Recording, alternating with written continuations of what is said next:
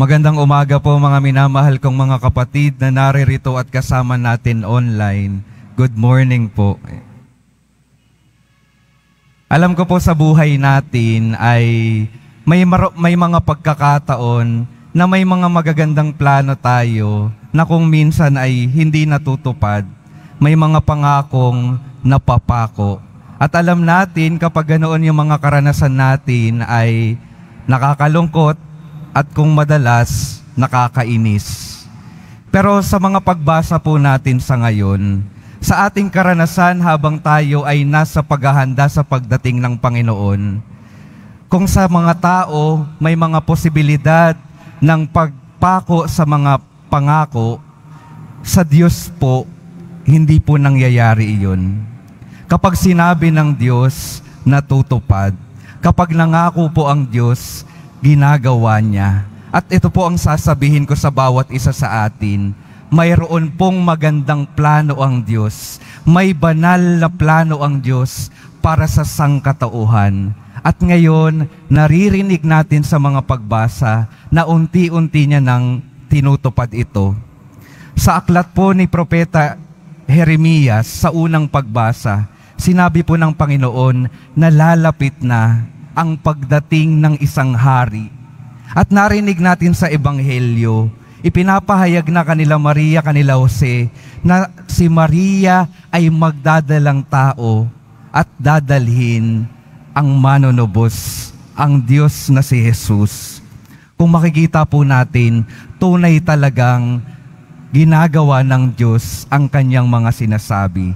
Tunay na tumutupad ang Diyos sa kanyang mga pangako. Kaya nawa yung ating puso, ang isang disposition talaga ng puso, kapag tayo ay umaharap sa Diyos, ay may pag-asa na lubos dahil hindi magpapabaya ang Diyos.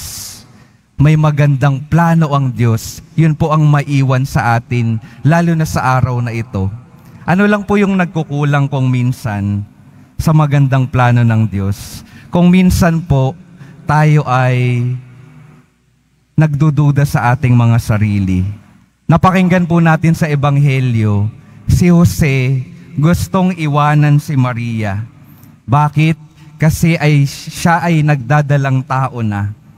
Sabi po sa isang interpretasyon, alam ni Jose yung magandang plano ng Diyos kay Maria. At alam din ni Jose yung kanyang sarili. Kilalang kilala niya yung kanyang sarili.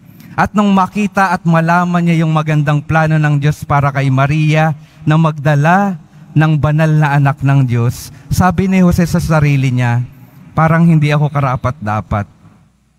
Kilala ko yung sarili ko. Hindi ako karapat-dapat na maging parte ng plano ng Diyos na ito. Kaya anong ginawa ni San Jose? Gusto niya sanang iwanan yung ating mahal na ina. Pero anong ginawa ng Diyos? Sa pagdududa ni Jose sa kanyang sarili, nangusap yung Diyos sa kanya. Pinaalala sa kanya ng Diyos, maganda yung plano ko at gusto kong maging parte ka ng magandang plano na iyon. At yun din po yung sinasabi ng ating Panginoon sa atin sa araw na ito. Ang plano ng Diyos ay iligtas ang sangkatauhan at bawat isa sa atin katulad ni Jose. Kung minsan alam natin sa sarili natin na hindi tayo karapat-dapat, pero sinasabi ng Diyos sa atin, gusto kong maging parte ka ng magandang plano ko. At nung nangusap ang Diyos sa pamamagitan ng anghel kay Jose, na huwag kang matakot, parte ka ng plano ng Diyos. Gusto ka ng Diyos na makiisa sa kanyang magandang plano. Anong ginawa ni Jose? Nagbago ng isip, nakinig sa Diyos at sumunod sa plano ng Diyos. At anong epekto ng pagsunod, pakikinig sa plano ng Diyos? Pagdadala ng presensya ng Diyos sa sangkatauhan. Sa kaparehong paraan po mga kapatid, kapag tayo ay nakikinig at sumusunod sa plano ng Diyos, naidadala natin sa mundong ito yung kaligtasan na ninanais ng Panginoon sa buhay ng bawat isa.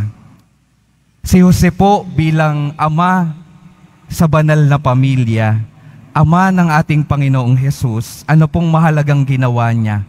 prinotektahan niya at inalagaan yung banal na pamilya. Tayo rin po mga kapatid, ganon din po yung tawag sa atin, pangalagaan, protektahan yung banal na pamilya ng Diyos.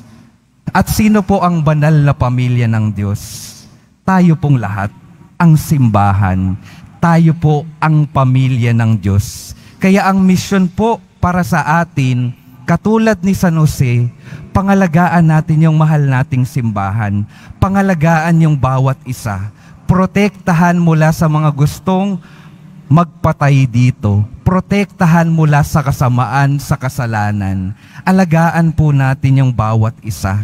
Dahil tayo ay pinadala ng Diyos dito sa mundong ito para katulad ni San Jose, pangalagaan ang minamahal niyang simbahan. Ito po yung mahalagang misyon natin mga kapatid. Si San Jose po, hindi naman siya nagsalita sa Ebanghelyo. Walang nakarecord na sinabi niya.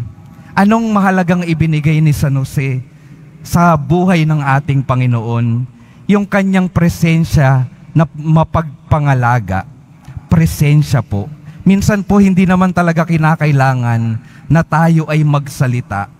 Kailangan yung ating presensya at yung ating mga gawa. Yun po yung napakahalagang itinuturo sa atin ng buhay ni San Jose. Hindi natin palaging kailangang may sabihin, pero kailangan natin na magbigay ng ating presensya, lalo na sa mga taong nangangailangan. Presensya po na may ginagawa. Yun po yung napakahalaga. Dahil kung meron nga tayong sinasabi, pero wala tayong ginagawa, wala ring saysay yung ating mga pananalita. Kaya mga kapatid, katulad ni San Jose, kumilos tayo, magbigay ng presensya, tumugon sa magandang plano ng Diyos upang ang Diyos tunay na makulayan yung magandang plano sa buhay ng bawat isa. At kung dumadaan man tayo sa mga pagsubok, binibigyan din tayo ng Diyos ng pwedeng matakbuhan. Si San Jose rin po. Kung titingnan po natin, iniimbitahan din tayo ng Panginoon na magtiwala sa presensya ni San Jose. Isipin po ninyo, kung ang Diyos nagtiwala sa pangangalaga ng isang tao, ng isang ama sa katauhan ni San Jose, tayo rin nawa, katulad ng Diyos Ama, magtiwala sa pangangalaga ni San Jose. Katulad ng Panginoon, hindi niya tayo pababayaan. Katulad ng Panginoon, poprotektahan din tayo ni San Jose. At katulad ng Panginoon, madadala din niya yung pagdamay ng Diyos sa ating mga buhay. Kaya sa espesyal na pagdiriwang na ito, alalahanin natin si San Jose. Matularan nawa natin siya sa pagtugon sa tawag ng Diyos kahit na sa umpisa ay mayroon tayong mga pagdududa. Amen. Magsitayo.